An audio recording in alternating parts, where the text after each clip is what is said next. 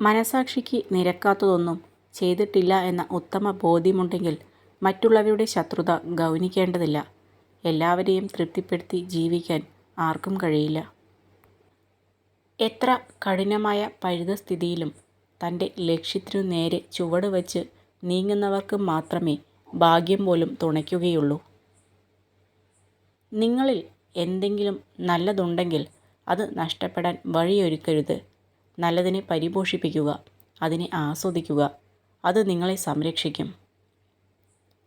വന്നുപോകുന്ന താൽക്കാലിക മനുഷ്യർക്ക് ഹൃദയം കൊടുത്തതിൻ്റെ പേരിൽ ഇനിയും കരയാൻ ഇടവരുത്തില്ലെന്ന് ഉറപ്പുവരുത്തുക. കണ്ടുമുട്ടുന്ന അധികം മനുഷ്യരും താൽക്കാലിക മനുഷ്യരാണ് എന്ന വലിയ തിരിച്ചറിവിലേക്ക് സ്വയം വളരുക. ആവശ്യമുള്ളവർക്കല്ല, അർഹിക്കുന്നവർക്ക് നമ്മുടെ സമയം നൽകുക. അതാകുമ്പോൾ നമുക്ക് നഷ്ടബോധം ഉണ്ടാവില്ല. നിങ്ങൾക്ക് നിങ്ങളുടെ ഭാവി മാറ്റാൻ കഴിയില്ല, പക്ഷെ നിങ്ങൾക്ക് നിങ്ങളുടെ ശീലങ്ങൾ മാറ്റാൻ കഴിയും. തീർച്ചയായും നിങ്ങളുടെ ശീലങ്ങൾ നിങ്ങളുടെ ഭാവിയെ മാറ്റുന്നതാണ്. ഭയപ്പെടാൻ തുടങ്ങിയാൽ ഭയപ്പെടുത്താനും ആളുണ്ടാകും. പിന്തിരിഞ്ഞോടാൻ തീരുമാനിച്ചാൽ ജീവിതകാലം മുഴുവൻ പിന്തിരിഞ്ഞോടേണ്ടി വരും. മനുഷ്യർക്ക് മാറ്റം ഉണ്ടാകുന്നത് രണ്ട് കാരണങ്ങൾ കൊണ്ടാണ്. ഒന്നുകിൽ അവരുടെ ഹൃദയം തുറക്കപ്പെട്ടിരിക്കുന്നു, അല്ലെങ്കിൽ അവരുടെ ഹൃദയം തകർക്കപ്പെട്ടിരിക്കുന്നു. സ്നേഹമെന്നാൽ മനസ്സിലാക്കുക എന്നുകൂടി അർത്ഥമുണ്ട്. മറ്റൊരാളുടെ സന്ദർഭവും സാഹചര്യവും അവരുടെ സങ്കടവും സന്തോഷവും എല്ലാം മനസ്സിലാക്കി അവരോട് പെരുമാറുമ്പോഴാണ് ആ സ്നേഹത്തിന് മാറ്റുകൂടുന്നത്.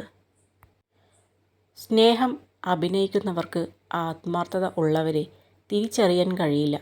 ആത്മാർത്ഥത കാണിക്കുന്നവർക്ക് അഭിനയിക്കുന്നവരെ തിരിച്ചറിയാൻ കഴിയുന്നില്ല. അതാണ് ജീവിതം. സ്നേഹബന്ധങ്ങൾക്കിടയിൽ കുറച്ച് അകലം നല്ലതാണ്. സ്നേഹം കൂടിയാലും കുറഞ്ഞാലും അവസാനം സങ്കടമാണ് ഫലം. നിങ്ങൾ എന്ത് ചെയ്താലും നല്ലതോ ചീത്തയോ ആയിക്കോട്ടെ, ആളുകൾക്ക് നിങ്ങളെക്കുറിച്ച് എന്തെങ്കിലും മോശം പറയാനുണ്ടാകും. അതാണ് ജീവിതം.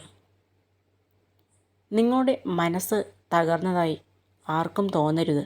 കാരണം തകർന്ന വീടിൻ്റെ ഇഷ്ടിക എടുത്തു മാറ്റുവാൻ കാത്തിരിക്കുന്നവരാണ് മിക്കവരും.